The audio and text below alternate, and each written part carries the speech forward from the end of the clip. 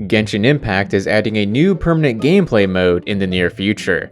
Do you remember this from previous versions? That time-limited Mario Maker thing? Yeah, Divine Ingenuity is becoming permanent. I'm trying really hard to contain my excitement so that I can deliver this video in an informative manner. It's been a long while since the last Divine Ingenuity, so let's take a look at all the amazing things you could do within it to get a scope of what we can expect with the full release. I guess I should add that everything here is subject to change, but really, if they remove any of the existing features in the full release, that just, well, it'd not make much sense. First and foremost, what is Divine Ingenuity? It is Genshin's best game mode that will create endless unique and oftentimes challenging gameplay for players to tackle. From combat scenarios impossible to encounter elsewhere in the game, and puzzle solving involving myriad elements, to dungeon crawling domains full of tricks and traps that will usually take more than a single minute to complete,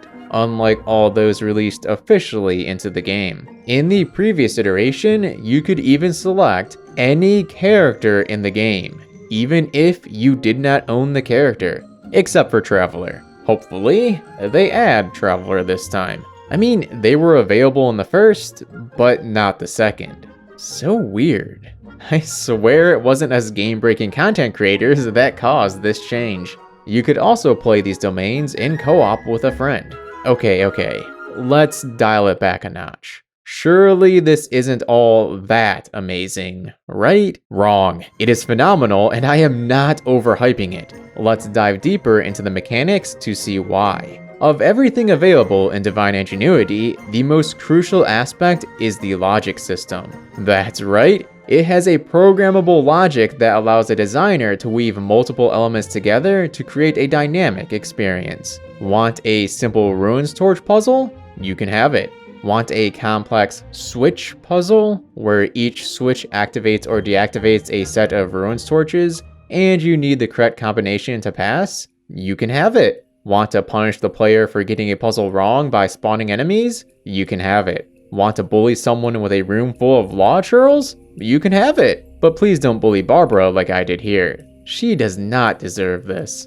The logic system is the heart of the mode, but it's by no means something one has to master to enjoy making a domain. Anyone can easily forgo the logic system and make a domain full of monsters and traps. It involves minimal effort, but still allows for unique creativity in map design and enemy placement. In the last iteration of the event, a single domain could have up to 6 rooms. You may have already noticed that some of the interfaces look a lot like the Serenity Pot. Indeed, that is how building is done, but with grids for more precise placements and organization. Traps, monsters, puzzles, and logic. What else does the mode offer? Already existing features include power-ups, treasure chests with customizable rewards, team-changing stations, shops, adventure coin collecting, a plethora of gameplay elements like jump pads, air currents, crumbling platforms. You get the idea. It's a lot. And if this line from the version 5.3 update broadcast is to be believed, the permanent mode should have everything that currently exists in Genshin Impact. My mind is blown attempting to process this. But surely there has to be a catch, right? Okay, fine. Like the Serenity Pot, there is a load limit when designing. This limit allows for a lot, and it is unique to each room in the domain. With a 1000 load limit, a domain of 6 rooms was able to have 6000 load. Like I said, it's a lot. The only real problem with the limit is that enemies contributed far too much to the load. Whether they increase the limit or dial back the cost of enemies, either would go a long way towards allowing more creativity. Seriously, just let us put multiple boss monsters in a single room. I promise it won't break the game, and I promise it won't make noobs rage quit when they get hit by elemental reaction combos from level 100 bosses. Probably. And while we're at it, let us put weekly bosses in. I want to fight Child, Signora, and the Raiden Shogun all at once. Since the player gets a party of 4, only fair they do too, so screw it, throw in H to too. This also has nothing to do with me wanting to make a puzzle domain that pulverizes the player for getting puzzles wrong. Nope, not at all.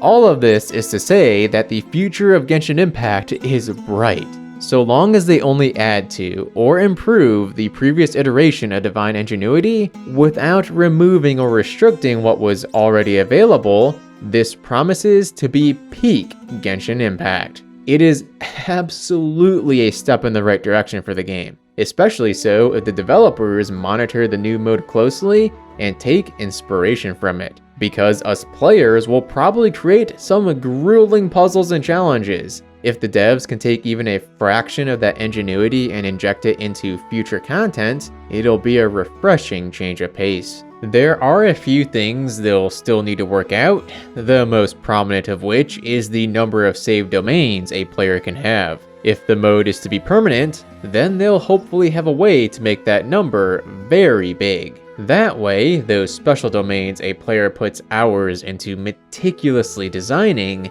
can live on forever. Nothing was worse than having to delete hard work to make room for new hard work. I get that they probably can't make the number infinite, but perhaps granting devoted players additional save capacity could be something to let those who truly love designing domains have more breathing room. And for one final wishlist item, domain themes would be wonderful. Currently, the only graphical theme has been this old ruins type. Domains happen to be among the most awe-inspiring places of Genshin, so it'd be great to have selectable themes based on them. From the snow domains of Mondstadt and Dragonspine, to the fiery one of Taishan Mansion, and everything in between.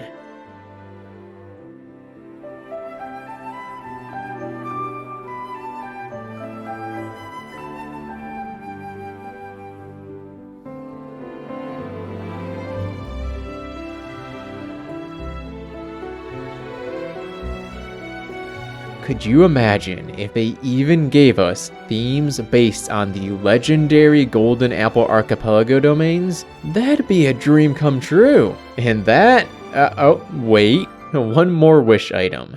Let us choose the background music for each room in a domain. Whether you're a Divine Ingenuity veteran like myself, or will be experiencing it for the first time, I hope everyone has a blast with this new mode when it eventually arrives. There is no release date, but I'm betting we'll see it before version 6.0. This is Musashi, signing off. Till next time.